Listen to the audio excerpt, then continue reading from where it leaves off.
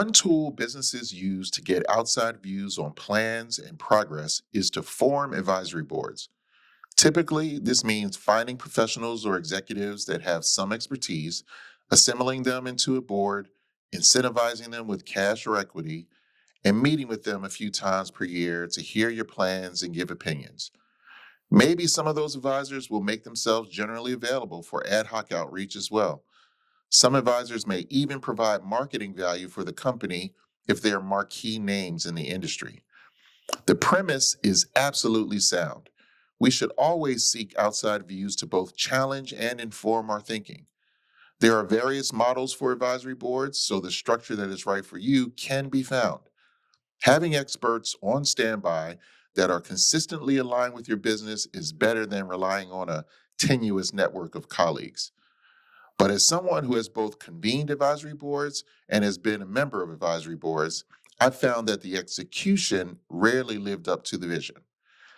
For one thing, the advisory boards met too infrequently. We met once or twice per year, not quite as frequently as a board of directors. This meant that the convening of advisors was an event. Big presentations and read ahead materials were prepared, and the agenda was packed and ambitious. The scope of discussions covered big topics that were worth the time of this august group. The result was a crowded meeting that paraded a bunch of people through to give presentations across a long day with a bunch of topics that were not actionable in the immediate future. The results were summarized, distributed, and soon mostly forgotten. Then it was generally radio silence until the next meeting 6 to 12 months down the line. Tactical or day to day issues were not brought up, even though those are the things that organizations grapple with most directly and frequently. This meant that advisory boards were generally limited to specific kinds of big topics like fundraising, entering new markets, product directions, etc.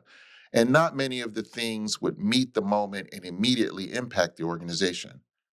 I also observed that the members of advisory boards were often unprepared for the discussions, opting to just show up and be briefed on everything they need to know. You might think they would do more given the incentives they receive for participation, but those incentives were typically either very small or distant, like waiting for the company to be sold to cash in stock. They didn't motivate all members to engage beyond the meeting attendance and participation, and the companies were generally complicit in this laissez-faire approach, not wanting to overtax these busy advisors.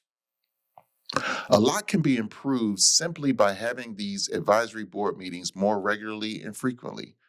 This takes the pressure off any given meeting agenda and allows more pressing tasks to have airtime. It also allows meaningful follow up and progress tracking.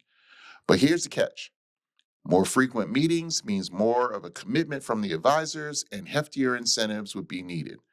This conundrum is one reason that peer advisory groups like the Onyx Table are popular. They have regular meetings, a diversity of outside perspectives, and participants that don't need incentives because they have self selected to be an advisor. Not only is there intrinsic motivation, but they actually pay money for the privilege rather than get paid for the obligation. This peer advisory approach may not have advisors with the industry specific marquee name value, since advisors are not recruited for that purpose, but it goes beyond garden variety advisory boards in delivering meaningful outcomes. After all, isn't that what advising is all about?